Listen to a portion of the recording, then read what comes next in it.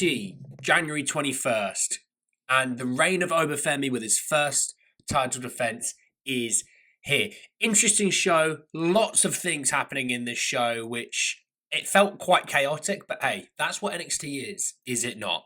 So the first thing I will mention is the fact that Corey Graves was back on commentary. Looked quite bubbly, looked quite... maybe he's acting. Maybe he's putting something on, but he was back at the commentary table with Vic and Booker. And you know what? It was good to see him back. I like Corey. I think Corey's really good at what he does. And sometimes that can be an issue when you're so good at what you do. They know they can put you anywhere and know they're going to get some great results. And they have him sort of floating at the moment. But it was great to see him back. And I still think there's something in this whole ordeal of where could that lead to, you know? So... anyway, let's jump in and let's talk about the show. Obviously, you've got the NXT Championship match of Obafemi and Eddie Thorpe. You have Tony D'Angelo versus Ridge Holland in a North American Championship match. And you had the NXT Heritage Cup of Lexis King versus Charlie Dempsey. So you've got 3 championship matches in this show. That is stacked. I'm just gonna say it. So first up, we had the North American Championship match between Tony D'Angelo and Ridge Holland, which Tony did win. Now, it did come with interference from Izzy Dane with a big boot. And then, yeah, literally that was right at the end. And then allowing Tony D'Angelo to get the pin right at the end. And it was a good match. I really enjoyed this match. You know, Sean Spears turned up, which was, you know, a little bit interesting in my regards. Obviously, Spears and Ridge have had a bit of a thing, you know, previous as well. But it was all in all a good match. I mean, I like Tony D'Angelo. I really like the fact that I never thought he was like a massive guy at the start. I never did. I just thought he sort of somewhat blended in, but had a really good character. Then you actually see him wrestle and you're like, no, he's a big guy. And that's why when he beat Obafemi, I don't think it was truly shocking. I don't. Obafemi's obviously a monster, and that's quite hard to come by in sports, sports entertainment, with the fact that you have the build as well as the athleticism and aura and things like that. You know, Tony D'Angelo beating him, for me, it doesn't feel as shocking. And, you know, he could be the guy that takes the title from him again. Then you had Dion Lennox versus Wes Lee. Now, this match was a bit all right. I mean, Wesley obviously selling like an absolute trooper, you know, taking a page out of early Shawn Michaels in that regard. It was a bit of an all right match. I wasn't blown away by it. Also, the other thing was Trick Williams slapping the hell out of him backstage. And then after the match, having a bit of a brawl and things like that. I did actually forget to mention, just before this, was the Bailey and Julia, and then Roxanne Perez and Cora Jade segment, which the crowd were hot for this. They were booing the hell out of Perez and Jade. And it turned into a brawl, which, let's be honest, there's probably some sort of tag team match coming up maybe next week or the week after. It wouldn't shock me. And I'm quite enjoying this Roxanne Perez-Bailey feud. I'm into it.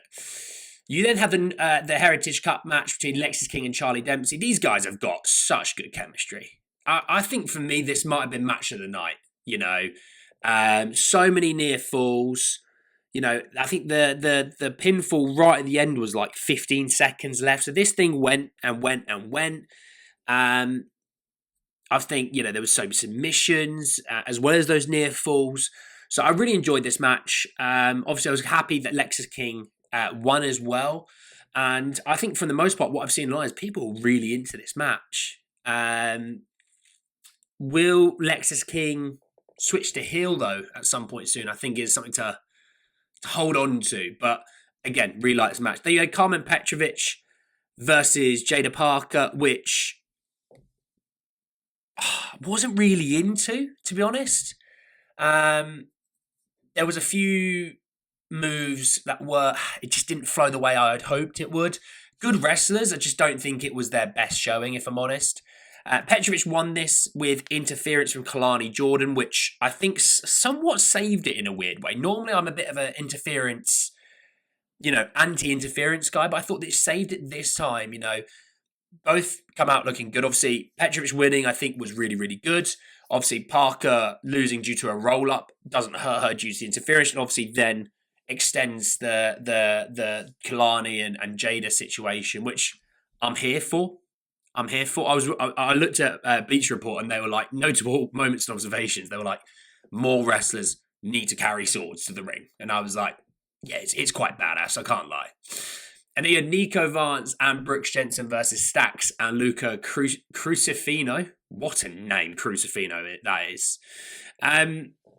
It was a short match. It was a quick match. And I didn't mind that.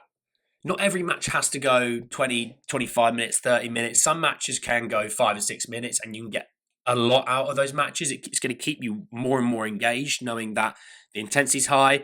There's quite a few spots, quite early doors. Like I said, not every match needs to be like a Roman Reigns match where it could be like 40, 45 minutes and it's slow and it's methodic. Some matches can just be all to the wall, crazy. And this was one of those. It didn't need a long run time. It was what it needed. And Vance and Jensen won this match. There was a few really big moments and big physical spots. So, I would say if you want to watch this, you're not wasting your time. It was brutal at times. And this is, it's not even like it was a hardcore match. It was just one of those that it's just brutal. Then you had Obafemi versus Eddie Thorpe for the NXT Championship, which, as you could expect, Obafemi won. I did enjoy this match. I did. Even though maybe it wasn't my favourite match, it was definitely fighting to be my favourite match. Obafemi is the man in NXT right now. He's, the guy that I truly like. I like the aura. I like the athleticism. I like the power. Just like it all, really. That is a world champion on Raw or SmackDown lined up multiple times. And also I quite like the fact that they've sort of made Eddie Thorpe a much bigger superstar due to his inclusion with Trick, his inclusion with Obafemi, and I don't think that hurts anyone whatsoever.